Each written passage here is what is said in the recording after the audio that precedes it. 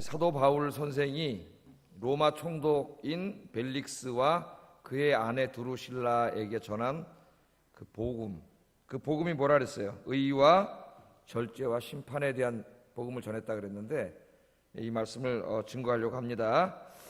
자, 우리 이때까지 사도 바울이 로마 총독에게 이제 그 관저에 이렇게 감금이 돼가지고 그 상태에서 사내들인 공회에 이제 이렇게 와가지고 재판을 받고 바울이 변호를 하고 뭐 이런 내용들을 계속 공부했죠. 지난 시간에 바울이 자기의 고발 내용에 대해서 조목조목 다 하나하나 저들의 고발 내용이 전부 거짓이고 허위라는 것을 다 밝혀냈어요. 밝혀내고 내가 이 고난을 받는 유일한 이유는 저 나사렛 예수가 하나님의 아들이고 구원자이고 그가 십자가에서 죽었다가 부활했다고 증거한 이 이유 하나 때문에 이 고난을 받을 뿐이다. 그렇게 바울이 얘기를 했죠. 그랬더니 벨릭스는 그 바울이 전하는 도에 대해서 잘 알고 있다 그랬죠. 잘 알고 있기 때문에 저 사내들인 공회에서 고발하는 내용이 거짓말이라는 것을 다 알고 있는 거죠. 그래서 내가 지금 판단하지 않고 천부장이 다시 오면은 천부장을 불러가지고 자초지종을 따져보고 나중에 판단하겠다, 그렇게 결정을 내리고 유보시켰습니다. 재판의 결과를 유보시키고 사내들인 공회의원들을 돌려보냈어요. 돌려보낸 다음에 사도 바울은 어떻게 했어요? 비록 이렇게 좀 어느 정도 제한을 뒀지만은 자유를 상당히 줘가지고 바울의 친구들도 만나고 교류도 하고 이렇게 자유를 많이 줘서 편안하게 살도록 그렇게 해줬다. 지난 시간에 거기까지 공부했습니다. 자, 오늘 말씀은 그 다음이에요. 그 다음인데, 그렇게 하고 이제 며칠이 지났어요. 며칠이 지났는데 어느 날 갑자기 바울이 이렇게 있는데 말이죠, 이 총독이 자기를 부르는 거예요. 사람을 보내서 총독이 자기를 부르는데 얘기를 들어보니까 총독하고 그 부인이 자기가 사도 바울이 이제까지 증거했던 그 나사렛 예수의 십자가와 부활의 복음에 대해서, 오늘은 이 도라 그랬는데 그 복음에 대해서 듣기를 원한다, 듣고 싶어 하신다, 그런 전갈이 온 거죠. 참으로 놀라운 거죠. 예? 오늘 저 24절 한번 읽어보겠습니다. 시작.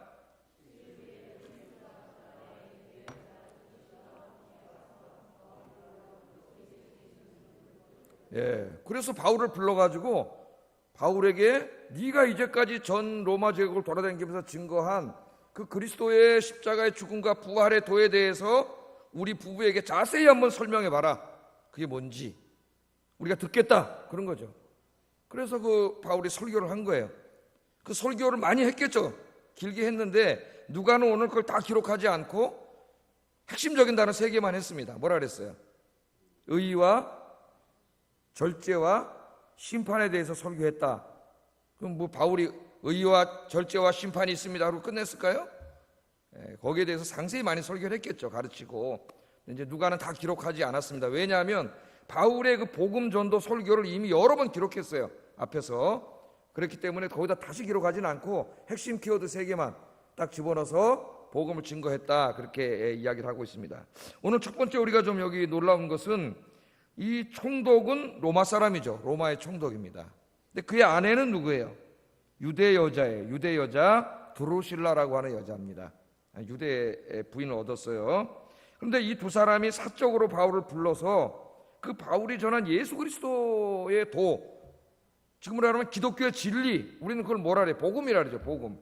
그 복음에 대해서 듣고 싶다, 듣기를 원했다는 거예요. 듣기를 원했습니다. 자, 특히 누가는 이 총독 벨리스가 바울이 전한 부활의 도에 대해서 자세하게 아는 사람이라고 이미 얘기를 했습니다. 그래서 재판을 결과를 유보했죠. 자세하게 아는 사람이다. 이 사람이 어떻게 알았을까? 누가 얘기해 줬을까요? 어떻게 알았을까? 알 수는 없지만은 그래도 아마 상당수 그 부인이 유대 여자였기 때문에 유대 여자인 드루실라를 통해서 이 부활에 대해서 어느 정도 듣지 않았을까, 그런 생각이 있습니다. 왜냐하면 유대인들 대부분은 부활과 내세를 믿기 때문에 그것과 연결시켜서 들어서 이렇게 자세히 알고 있다. 뭐 다 한다는 얘기는 아니죠. 그냥 어느 정도 알고 있다, 그런 얘기입니다.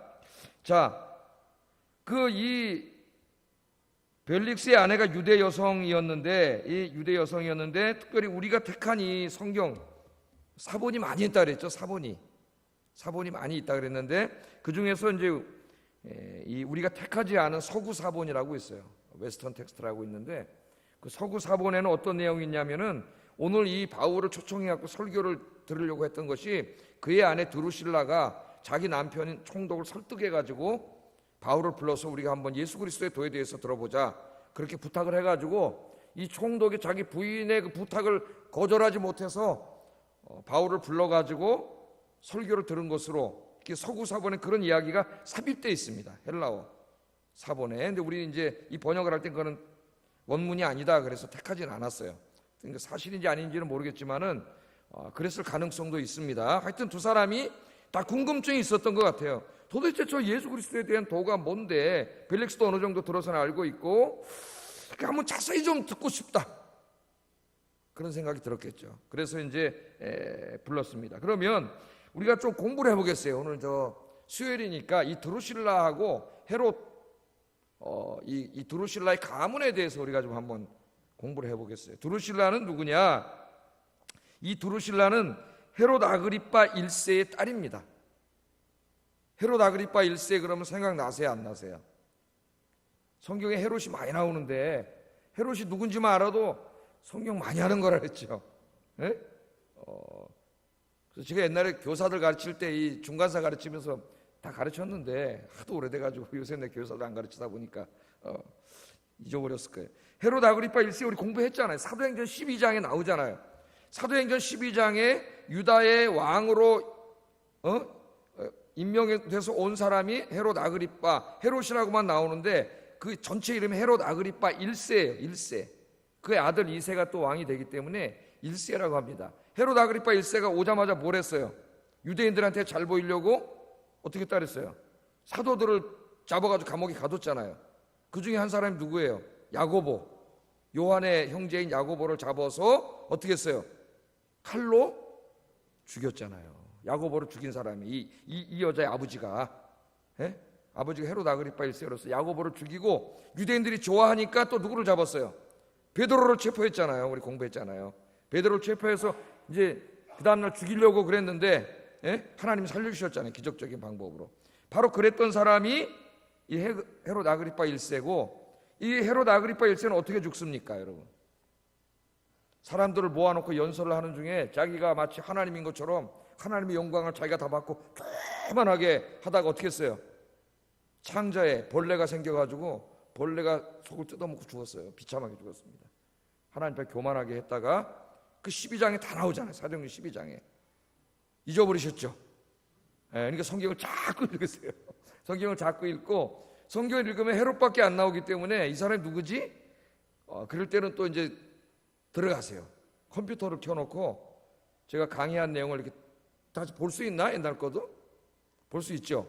들어가서 그 부분을 눌러가지고 켜서 자꾸 공부라 그러면 실력이 하나님 말씀에서 실력이 자라나는 거예요. 실력이.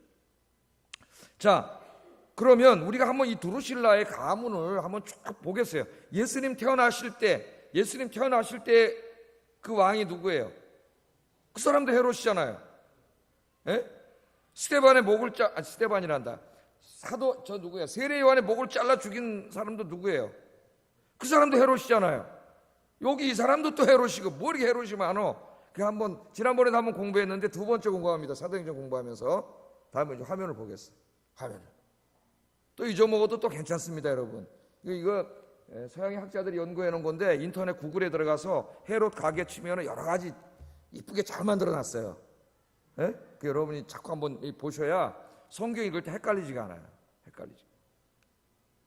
자, 그 예수님이 탄생하실 때 영아들을 살해했던 그 왕이 바로 헤롯 대왕인데 이 사람은 헤롯 대제라 그래. 대제. 이 사람은 갈릴리 유다 전체를 전부 다 다스렸던 그런 왕입니다. 자세한 건 안 하겠어요, 제가. 헤롯 대제인데 이 헤롯 대제가 부인이 많네요. 심지어는 클레오파트라와도 그 인연을 맺어갖고 아들을 낳을 정도니까요. 그죠? 이 사람이 또 뭘 했어요? 한 유명한 업적 하나가 뭡니까? 예루살렘 성전을 리모델링 하려고 했는데 리모델링을 한 게 아니라 82년 동안, 물론 이 사람 죽어서도 계속 졌습니다. 82년에 걸쳐가지고 예루살렘 성 어마어마하게 성전을 지은 사람이고, 아니 이 사람은 하여튼 이 토목공사를 엄청나게 많이 한 사람이에요. 이 헤롯 대제가. 근데 그거 다 지나가고 헤롯 대제가 결혼을 했는데 미리암네라고 하는 유대 여자랑 결혼을 했어요. 유대. 뭐 부인이 많은데요. 미리암네랑도 결혼을 했는데 미리암네와의 사이에서 아리스토블루스라고 하는 아들을 낳습니다. 아들을 낳아요. 아들을 낳고 아리스토블루스가 또 아들을 낳았는데 그게 바로 헤롯 아그리파 1세야. 1세. 예? 근데 얘는 아리스토블루스가 낳았을 때 어렸을 때 한 서너 살 됐을 때 로마로 유학을 보내가지고 얘는 로마에 가서 로마 황제인 티베리우스 황제와 어렸을 때 같이 친구로 어려서부터 같이 공부하면서 로마에서 자랐어요. 자, 얘는 자 그럼 보세요. 자, 헤롯 대왕의 유대 이 공주인 미리암네 1세는 그 유대 공주입니다. 근데 자기는 헤롯은 어느 나라 사람이에요? 에돔 사람이죠. 에돔 사람. 구약으로 말하면 에돔이고 신약에서는 이두메라 그러지. 이두메. 예? 이스라엘 사람이 아니에요. 저 사람은. 그러니까 유대 왕으로 왔는데 유대 왕들이 거부를 할 거 아니에요. 자기가 유대인이 아니었기 때문에 그 열등의식이 있어가지고 유대인 공주 가문에 왕가에 있는 미리암네 1세랑 결혼을 해서 이 아리스토블루스를 낳았는데 나중에 의심이 얼마나 많은 사람인지, 예? 얘네들이 반란을 일으킨다고 의심을 하고 자기 부인도 죽이고 아들도 죽여버렸어요. 다. 그러니까 영아살해도 한 거 아닙니까? 의심이 되면 다 죽여버리는 거예요. 죽여버렸는데 얘는 못 죽였죠. 왜? 어디 가 있었어요? 로마에 어렸을 때 가 있었잖아. 그래서 얘까지 다 죽는 건데 얘는 살았어요. 예? 지 할아버지가 다 죽여버린 살았고, 그 다음에 이 사람이 결혼해가지고 이 말다스라고 하는 여자랑 미리암네 2세랑 결혼해서 낳은 아들이 헤롯 빌립 1세, 헤롯 아켈레오, 헤롯 안티파스 이런 사람들을 낳았는데 이 헤롯 안티파스가 좀 진하게 예. 아까 진하게 좋아합니다. 헤롯 안티파스가 세례 요한을 죽인 사람이에요. 뭐 이쪽은 자세히 안 하겠습니다. 그래서 헤롯 아그리파 1세가 로마에 가서 그 티베리우스, 이제 로마의 황제가 될 티베리우스와 동문수학하면서 어려서부터 친구로 자라다가 그 사람이 황제가 된 거지. 티베리우스가 로마 황제가 자기 친구 아닙니까? 예? 그래가지고 자기 친구를 어디로 보낸 거예요? 유대 땅에 왕으로 자기 친구 헤롯 아그리파 1세를 보낸 거죠. 예? 그래서 헤롯 아그리파 1세가 왕으로 다시 온 거예요. 이 헤롯 아그리파 1세가 아들을 하나 낳고 딸을 낳은 이 버니게라는 사람이 또 나오기 때문에 뒤에 그때가 또 한번 공부하겠습니다. 그 딸 누구를 낳았어요? 드루실라를 낳았잖아요. 드루실라가 누구랑 결혼했어요? 로마 총독 벨릭스랑 결혼했잖아요. 그 정도만 알아도 대충 가게를 알겠죠? 그 정도 생각을 하시고 저 집에 가서 또 한번 공부해 보세요. 저 프리셉트 성경을 가지고 있는 사람은 이 마태복음 그 앞에 보면 자세히 또 나와 있습니다. 헤롯 족보에 대해서 잘 그려놨어요. 자, 이 드루실라, 이 헤롯 가문입니다. 자, 이 헤롯 아그리파 1세가 헤롯 아그리파 1세의 딸이라 그랬잖아요. 드루실라가. 헤롯 아그리파 1세가 자기 딸이 6살 됐을 때, 드루실라가 6살 됐을 때 이 소아시아 동부에 있는 그 안디옥의 왕자인 에피파네스와 약혼을 시켰어요. 6살 먹은 놈을. 예? 이제 옛날엔 그러잖아요. 미리 이렇게 어렸을 때 부모끼리 해가지고, 예? 그렇게 약혼을 시켰는데 이 얘기가 요세푸스 고대사에 다 나옵니다. 요세푸스가 쓴 고대사에 나오는데, 그런데 이 왕자인 에피파네스가 할례를 받고 유대교로 개종하는 것을 거부했어요. 난 그렇게는 안 한다. 거부하는 바람에 이 결혼이 성사되지는 않았습니다. 그냥 파혼돼 버렸어요. 파혼. 6살 먹어서 했는데, 그리고 이제 그 헤롯 아그리파 1세는 배에 아까 벌레가 들어가서 일찍 죽었잖아요.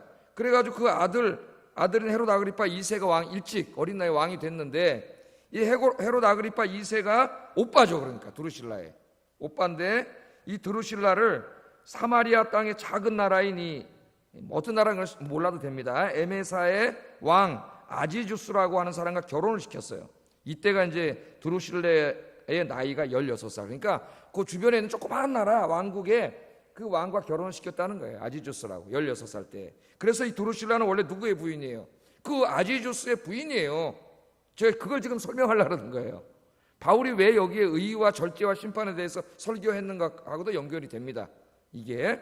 그래서 이제 드루실라는 그 아지주스 왕과 뭐예요? 부인이죠. 왕의 부인인데, 예? 유대 역사가 요세푸스가 쓴 고대사에 보면은 아까 제가 좀 다 요세푸스 책을 다시 한번 읽어봤어요. 이 드루실라는 상당한 미인이었다 그래요. 얼굴이 굉장히 이뻐가지고 동생이 무진장 언니를 질투할 정도로 뭐 하여튼 어떻게 얼마나 이뻤는지 잘 모르지만 상당히 미인이었다랍니다. 근데 어느 날 이제 로마 총독 벨릭스가 부임해 왔다가 이 남의 부인 드루실라를 본 거예요. 봤는데 너무 이뻐가지고 한눈에 반해버린 거예요. 한눈에 반해버린 다음에 남의 부인이니까 뭐 어떻게 그럴 거예요. 그냥 간둬야 되는데 이걸 내 부인으로 삼아야 되겠다. 이 로마 총독 이런 생각을 가졌어요. 그래갖고 자기 총독 중에 시몬이라는 유대인이 있었는데 자기 친구 중에 그 마법사예요. 마법사. 옛날에 그 마법사에서 막 이상한 사람들 있잖아요. 마술도 부리고 이런 사람들이 그 마법사를 꼬셔가지고 너 가서 좀 드루실라한테 가가지고 좀 거짓말로 잘 마법 얘기하고 꼬셔가지고 좀 내 부인이 되게 해주라. 이제 꼬셨더니 이 시몬이라는 마법사가 찾아가가지고 가서 내가 당신을 제일 행복한 여자로 만들어주겠다. 드루실라한테 그러면서 그러려면 우선 애군이 꼈으니까 네 남편하고 이혼해야 된다. 이혼해. 이게 거짓말을 했는데 이 드루실라도 좀 허영심이 강하고 좀 음탕한 여자예요. 그러니까 그 말을 듣고 남편 마음도 안 드는데 그냥 이혼해버리고 그래서 쏘가가지고 누구랑 결혼했어요? 이 벨릭스랑 결혼한 거예요. 근데 벨릭스는 처음 결혼이 아니에요. 세 번째 부인이 된 거예요. 벨릭스의. 자, 우리 역사를 보면 이게 이제 그 요세푸스의 고대사에 다 나옵니다. 고대사 우리나라는 1, 2 이렇게 번역됐는데 고대사 2에 19장, 20장에 보면 이런 내용들이 나와요. 그러니까 이 부부는 정상적인 부부예요. 어떻게? 도덕적으로 상당히 문제가 있죠. 도덕적으로 부도덕하게 맺어진 부부입니다. 자기 남편이 있는 여자가 바람을 펴가지고 이혼을 하고 여긴 또 부인이 둘이나 있는데도 또 이렇게 결혼을 한 게 부도덕한 부부예요. 이 부부가. 자, 어쨌든 이 부부가 바울의 가르침에 관심을 가지게 되었고 바울에게서 그리스도 예수의 부활에 대하여 듣고 싶어 했다는 겁니다. 이 부부가. 그렇게 여러분이 좀 이렇게 상식적으로 좀 알 필요가 있어요. 자, 이 두 사람을 한번 보세요. 로마 총독 부부입니다. 상당한 권력과 부를 가진 사람이에요. 우리 일반적으로 생각할 때 이런 사람들은 복음에 대해서 별로 관심이 없을 거라고 생각을 합니다. 그죠? 저 상층부에 있는 저 장관 하는 이런 사람들, 돈 많은 사람들 별로 관심이 없을 것이라고 생각하는데 우리는 이 두 사람에게서 놀라운 걸 발견하게 돼요. 이 두 사람이 얘기를 많이 들었잖아요. 뭐에 관심 있는 거예요? 죄와 죽음과 그다음에 부활과 내세에 관심이 있는 거예요. 우리 인간은요 유한한 존재입니다. 지가 아무리 권력이 많고 돈이 많고 공부를 많이 했다 할지라도 자기가 언젠가는 죽는다는 걸 인간은 알고 있어요. 늘 그 두려움과 불안과 공포 속에 삽니다. 인간은. 그렇기 때문에 내세가 어디 있어? 겉으로는 그렇게 얘기하지만 하나님이 어디 있어? 지옥이 어디 있어? 천국이 어디 있어? 그렇게 얘기하지만은 인간의 마음속에는 다 거기에 대한 약간의 궁금증이 있어요. 왜? 내세에 대해서는 아무도 모르지 않습니까? 우리가 그걸 알아야 돼요. 첫째. 그래서 그들의 마음속에 바울을 사적으로 부른 걸 보니까 겉으로 말하기 좀 창피하니까. 그죠? 내가 그래서 총독인데 바울을 그냥 공개적으로 불러서 얘기하긴 하니까 사적으로 몰래 불러가지고 당신이 그렇게 죽음 이후에 내세에 대해서 가르치고 천국, 지옥 다 했겠죠. 부활에 대해서 가르치는데 거기에 대해서 좀 우리가 궁금하니까 자세하게 좀 설교를 해달라 그렇게 얘기를 하고 있잖아요. 그러니까 여러분 우리 인간은요 다 거기에 대한 궁금증을 가지고 있다는 걸 우리가 첫 번째 알아야 돼요. 그래서 담대하게 가셔서 이 부활의 복음, 십자가의 복음, 천국과 지옥의 복음을 증거하시는 여러분 되길 주의 이름으로 축복합니다. 증거하세요. 오늘 이 복음을 듣고 이 총독이 두려워했다 그랬습니다. 두려워했다고. 안 믿을 것 같죠? 그런 게 어디 있어? 겉으로는 그렇게 얘기해요. 그러나 여러분이 일단 얘기를 해버리면은 그 얘기가 그 사람들의 뇌에 꽉 박혀요. 그렇기 때문에 그게 계속 생각나게 돼 있어요. 인간은 그럴 수밖에 없어요. 그런 게 어딨어? 이제 다시는 나한테 와서 그런 얘기하지 마. 그렇게 얘기하겠지만은 그런 사람들도 많겠지만 여러분이 이미 복음을 증거해 버리면 여러분 입에서 선포해 버리면 그 사람은 듣습니다. 들으면 그게 머릿속에 남아요. 머릿속에 계속 생각이 나요. 그래서 전해야 되는 거예요. 여러분 우리 4, 5, 5월 집중 전도의 달이고 그래서 이번 주 놀지 않습니다. 내일도 또 전도하고 계속 전도합니다. 5월달까지는 하여튼 계속 전도합니다. 휴식 없이 열심히 복음 전하기를 주의 이름으로 축복합니다. 자, 바울을 불러서 이제 당신이 믿는 예수님에 대해서 한번 나한테 설명해 보시오. 여러분 친구가 그렇게 했다고 생각해 보세요. 여러분 설명할 수 있겠어요? 준비되어 있습니까? 준비됐나요? 준비되셨나요? 이게 웬일이냐? 자, 그때 그냥 준비할 복음을 준비해놔야 되죠. 여러분, 우리의 이 소망의 이유를 묻는 자에 위하여 베드로가 뭐라 그랬어요? 할 말을 준비해두라 그랬어요. 준비해두라고. 복음의 요약, 길지 않게 한 1분, 2분 정도에 간단하게 준비를 하고 연습을 해가지고 탁 기회가 있을 때 전할 복음을 증거해야 돼요. 오늘 이 누가는 3가지를 얘기했다랍니다. 의와 절제와 심판에 대해서 설교를 했다래요. 여기 바울 이 사도행전을 연구하는 학자들이 이 의, 디카이오슈네 굉장히 많이 나오는 말이죠. 성경에 이 의가 뭐냐 그럴 때 이 의가 도덕적인 의미라고 해석을 하는 사람들이 있어요. 보니까 도덕적인 의미다. 왜냐하면 이 두 부부가 부도덕한 부부이기 때문에 결혼 자체가 부도덕하게 맺어졌잖아요. 그러니까 그래서 바울이 이 도덕적인 의에 대해서 설교를 했을 것이다. 그렇게 얘기를 하는데 난 천만의 말씀이라고 생각합니다. 사도 바울이 복음을 증거할 때 뭐 그런 도덕을 설명한 적이 없어요. 사도 바울은. 제일 중요한 게 뭐예요? 바울이 항상 십자가의 복음을 증거했죠. 십자가의 복음. 아까 뭐에 대해서 듣고 싶다 그랬어요? 십자가의 복음에 대해서 듣고 싶다 그랬잖아요. 그러니까 당연히 여기 의는 예수님의 십자가와 부활의 복음을 통해서 얻게 되는 속죄와 칭의, 구원, 여기에 대해서 바울이 증거했겠죠. 그래서 여기 의에 대해서 전했다는 것은 예수님을 믿음으로 죄사함 받고 의롭게 되는 복음에 대해서 얘기했겠죠. 당연히. 여러분 이제 이 바울의 설교를 우리가 이렇게 사도행전에서 쭉 이렇게 공부하다 보면은 우리 13장에 비시디아 안디옥에 가서 설교한 내용이 길게 나오잖아요. 또 17장에 고린도에 가서 그 아레오바고 언덕에서 바울이 전도 설교한 내용이 길게 나옵니다. 이게 바울은 상황에 따라서 약간 조금씩 시작도 다르게 하고 강조점도 다르게 했지만 바울이 전한 내용을 가만히 여러분 읽어보면은 항상 공통된 게 있어요. 첫째, 모든 인간은 죄인이라는 겁니다. 모든 인간. 그렇게 얘기했을 거예요. 벨릭스와 부인에게 원죄에 대해서 이야기했을 거예요. 하나님 떠난 이후에 모든 인간은 죄인이다. 그렇게 설교를 했을 거예요. 그리고 당신이 궁금하게 생각하는 그 나사렛 예수, 로마인들에 의해서 당신의 나라에 의해서 십자가에 못 박혀 죽은 예수는 죄인이 아니고 그분은 하나님의 아들 메시아여 구원자다. 바울이 항상 그렇게 설교했어요. 그분이 십자가에 죽은 것은 자기 죄 때문에 죽은 게 아니라 온 인류의 죄를 대신 짊어지시고 우리의 죄를 용서하시기 위해서 죽은 것이고 그분이 3일 만에 부활하심으로 어떻게 그 하나님의 아들임이 증명되고 우리에게 구원이 이루어졌습니다. 그 구원을 받으려면 다른 거 할 필요 없습니다. 총독님과 사모님이라 그래야 될까? 뭐라 해야 될까요?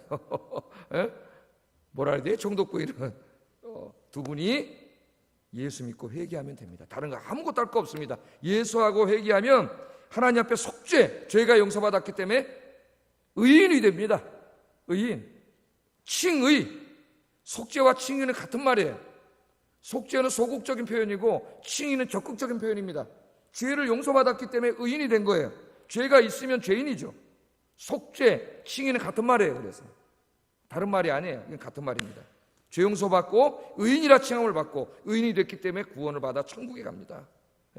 아무것도 할 것 없습니다. 예수 믿으면 됩니다. 그렇게 전했겠죠. 여러분 나가서 이 복음을 증거하시기를 주의 이름으로 축복합니다.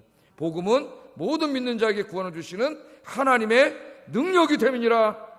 그래서 바울은 무슨 얘기를 하든 시작을 어떻게 했든 강조점을 어디에 두었든 항상 그 전도의 핵심에는 이 내용이 있어요. 복음이.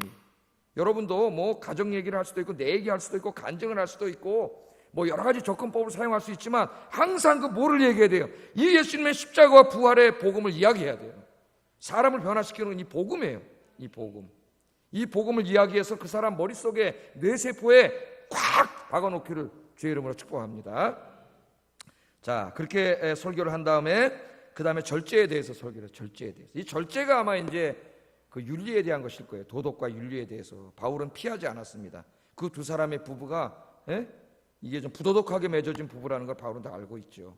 그럼 이런 얘기를 하고 싶지 않았을 텐데 바울은 그런 거 가리지 않습니다. 담대하게 총독 앞에서 절제에 대해서 이야기합니다. 예수 믿고 구원받은 다음에 어떻게 살아야 되느냐. 거기에 가르칠 때 절제를 가르쳐요. 절제. 이게 뭐라고 얘기했겠어요, 여러분?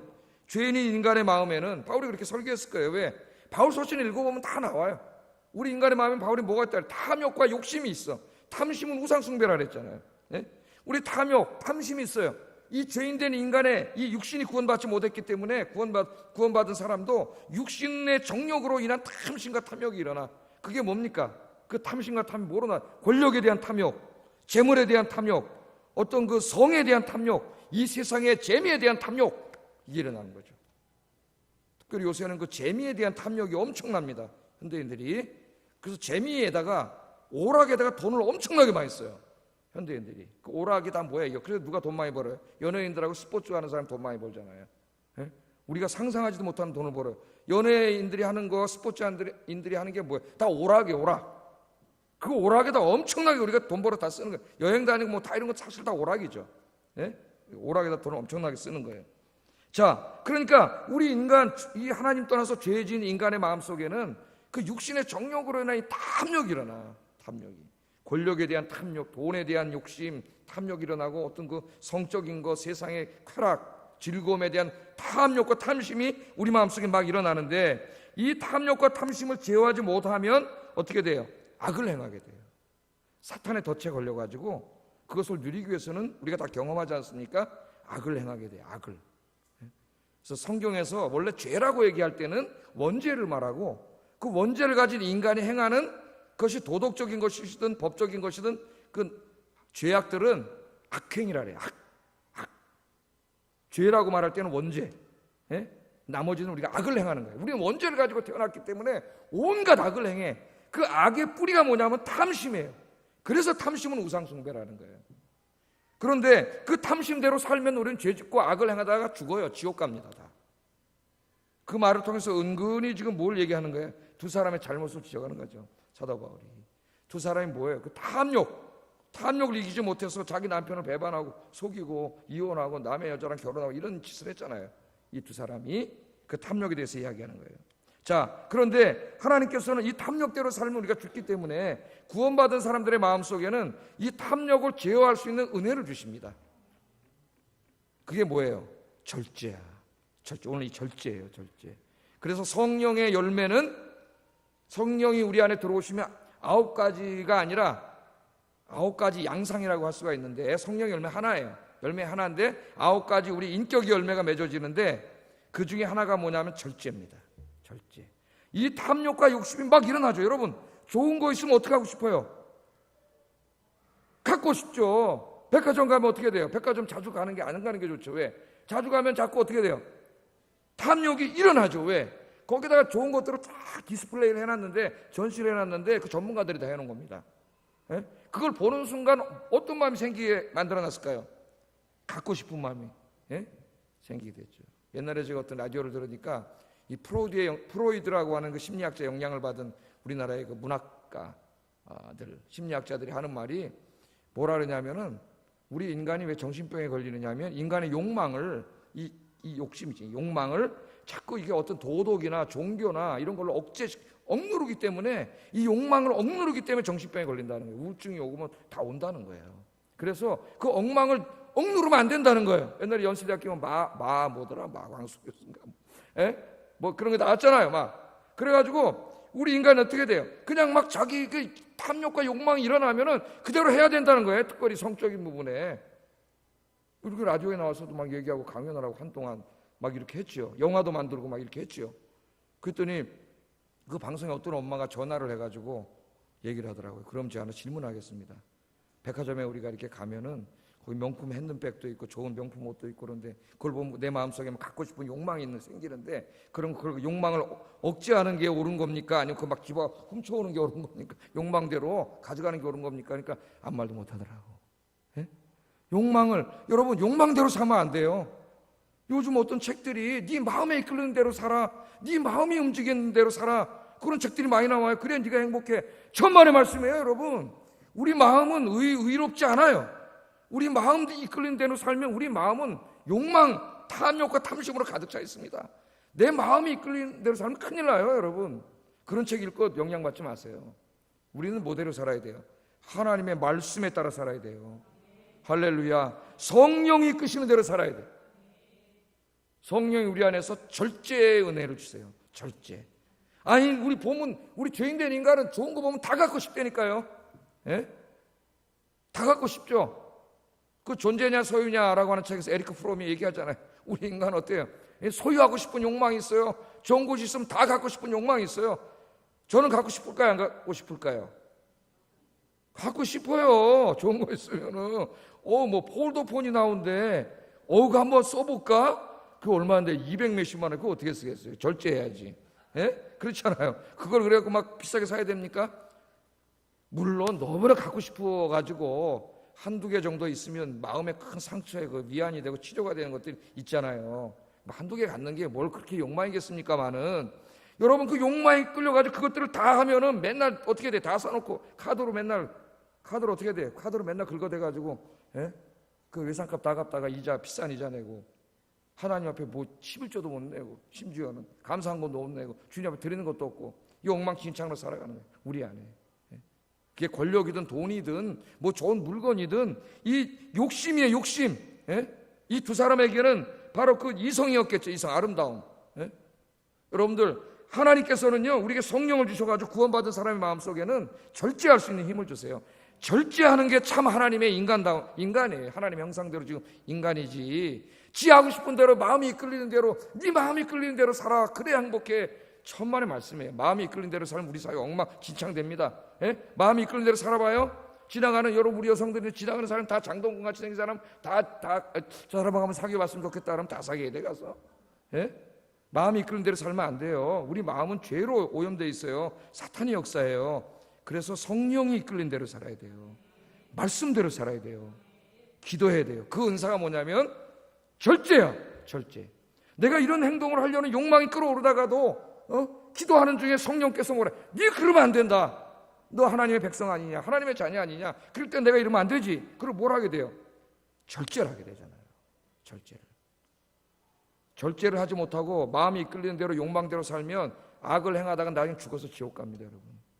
바울이 절제에 대해서 설교한 것은 그 다음에 심판에 대해서 설교하기 위함이에요. 회개하지 않으면 어디 간다는 거예요? 하나님 심판을 받아 지옥 간다는 거예요.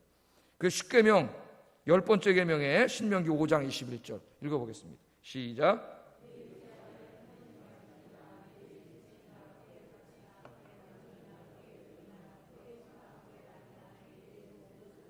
탐내지 말지니라. 아멘. 여러분 탐내지 마세요. 예?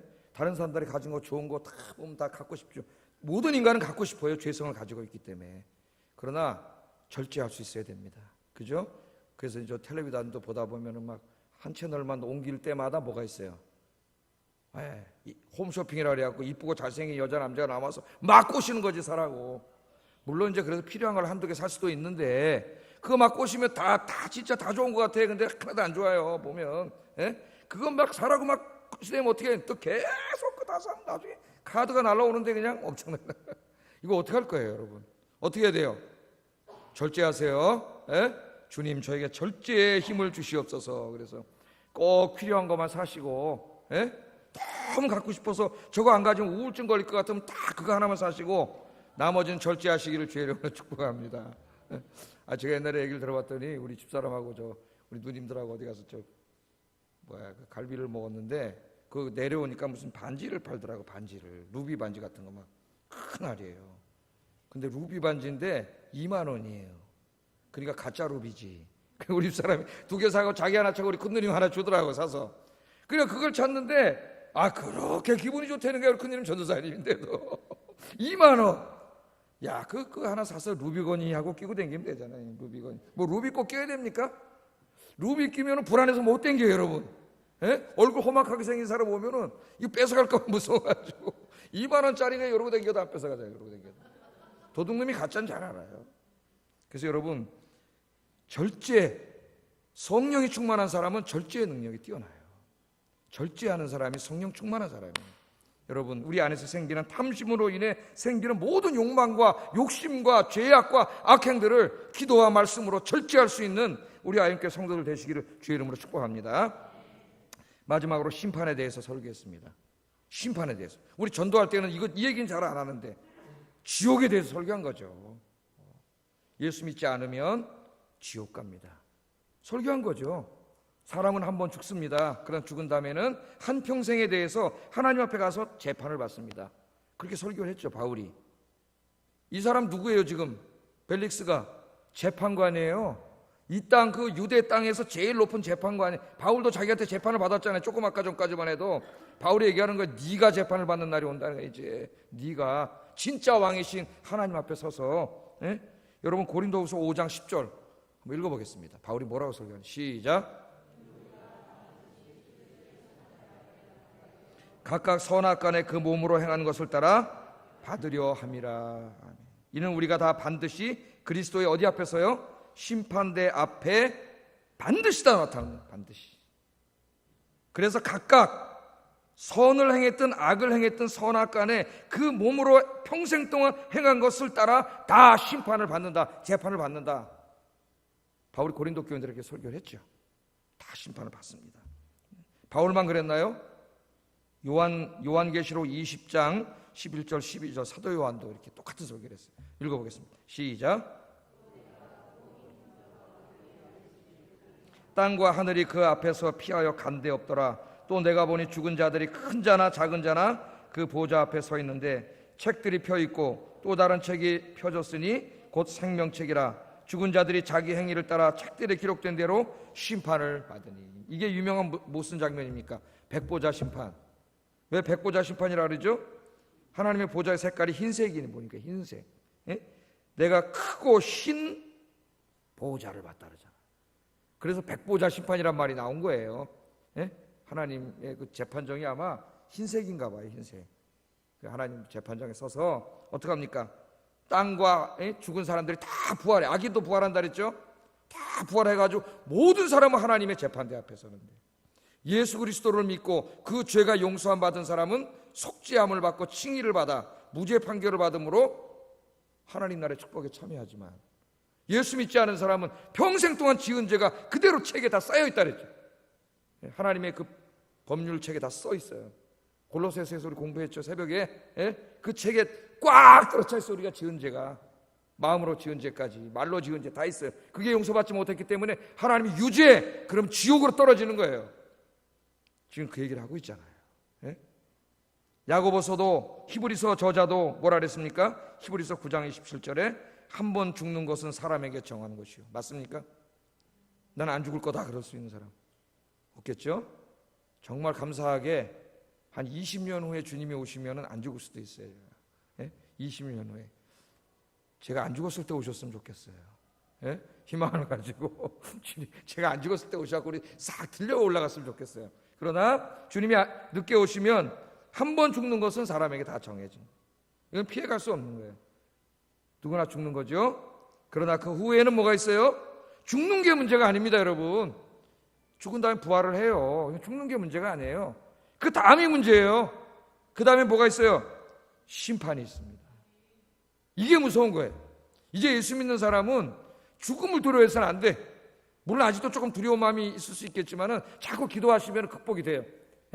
죽음이 두려운 게 아니라 하나님 앞에 섰을 때 내가 어떤 모습으로 서느냐가, 이게 진짜 두려운 거예요.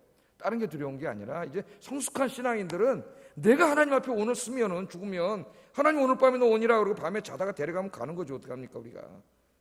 자다 가는 사람도 많습니다, 여러분.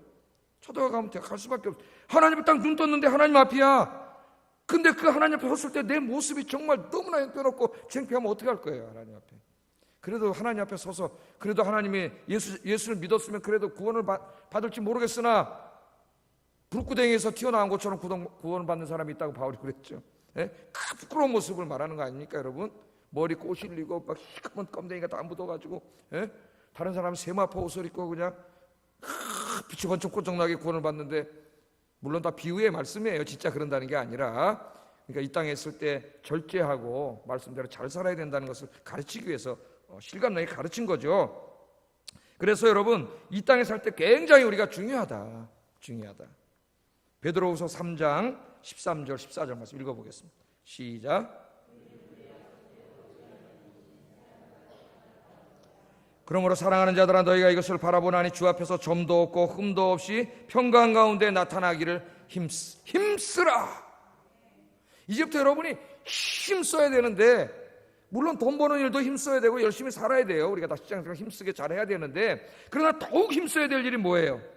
하나님 앞에 섰을 때 점도 없고 흠도 없이 정말 순결하고 깨끗한 순결한 그리스도의 신부로 설 수 있도록 이제 오늘부터 죽기 전까지 어떻게 하라고요?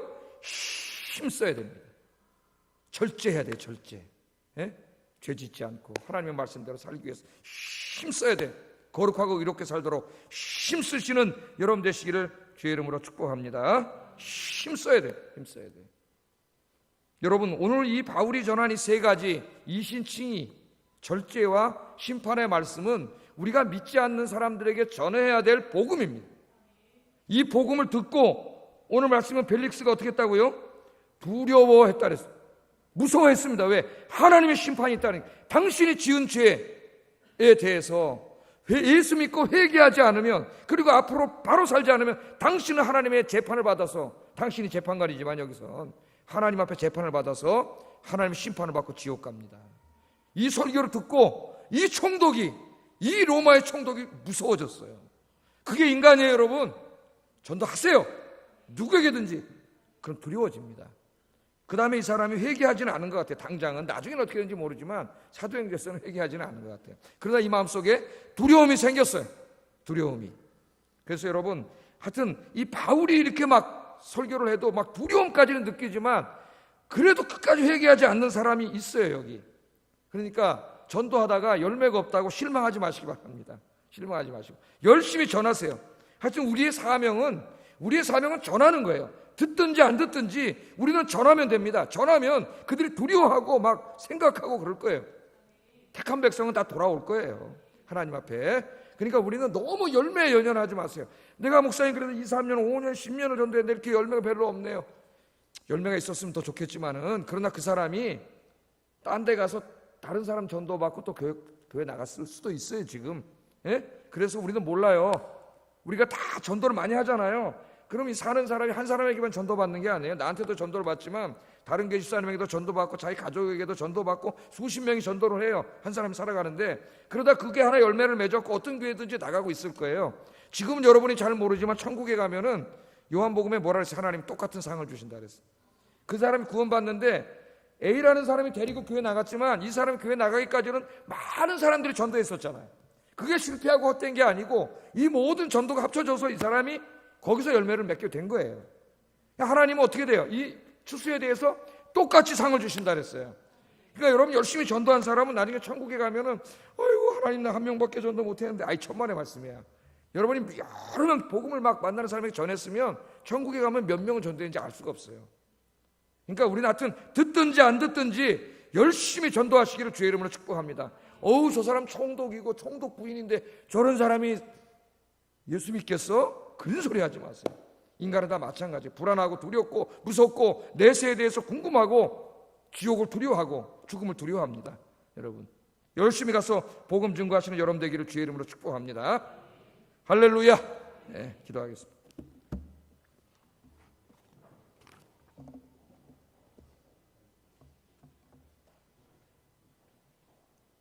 오늘 사도 바울 이 총독 부부에게 복음을 전하는 걸 통해서 세상 사람들이 이 죽음과 내세와 천국과 지옥과 부활에 대해서 상당히 이렇게 궁금해하는구나, 그런 걸 우리가 알게 돼요.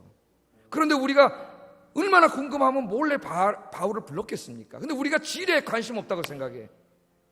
하나님 용서해 주시고 내가 만나는 모든 사람에게 그가 듣든지 안 듣든지 이 복음을, 오늘 바울이 전한 이 의와 절제와 심판의 복음을 담대하게 전할 수 있도록 내 입을 열어주시옵소서. 같이 기도하겠습니다.